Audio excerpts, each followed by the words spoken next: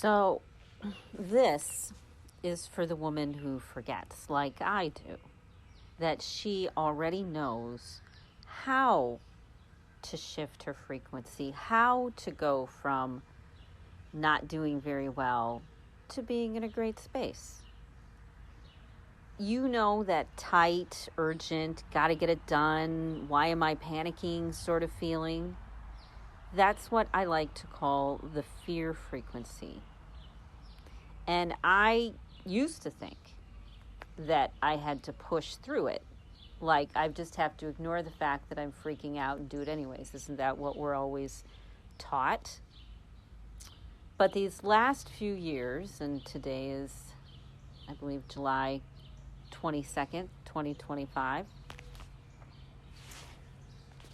I'm listening to myself. And instead of listening to the thoughts in my head, I listen to the thoughts in my body. And the best way for me to do that, to tap into that version of myself, is I'll turn on an old audio recording of me or a woman that I admire and her voice. And I'll listen to that voice note. It's why I keep the voice messages of people that I love. Because then they're always there with me, aren't they? I keep my mom's Christmas cards and birthday cards and whatnot too. A lot of them unopened. Because then I want the surprise of opening them. So the way that I get back into a certain state or feeling, one that benefits me and everybody else, is I'll go back to a voice note or a song. But a voice note is fun. A day that I was clear, I felt strong. It's like taking a recording after a good moment. Mark the moment. Have a video of yourself. Share your excitement. Because then when you need to tap back into that version of you, you've got it on hand. That's why I do love selfies, because they're a record of who I've become, you know? And it's just delightful to go back to those versions of myself or compare those versions of myself. Because when I hear myself speak from that place of confidence, then I remember who I am. I don't have to try to be confident. I just go, oh, yes, that's what the confident version of me sounds like.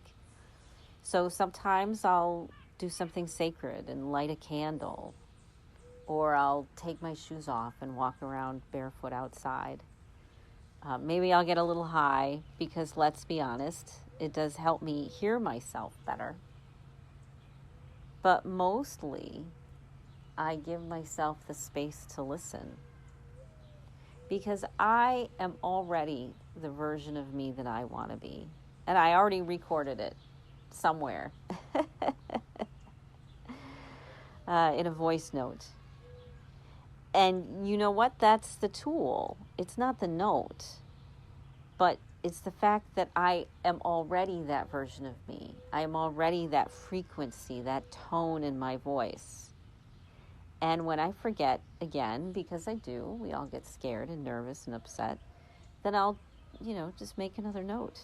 In fact, wouldn't it be interesting to make notes on the days when you're afraid and make notes on the days or moments when you're excited and compare the two? And hear for yourself who you are. It's quite illuminating.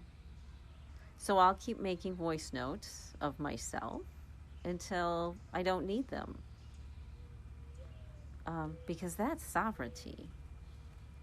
To resource yourself, to lift yourself up, to know where to find what you need and to be in community with everything. That's sovereignty. And it really, on some fun metaphysical level, it's really pretty magic. Thanks for listening.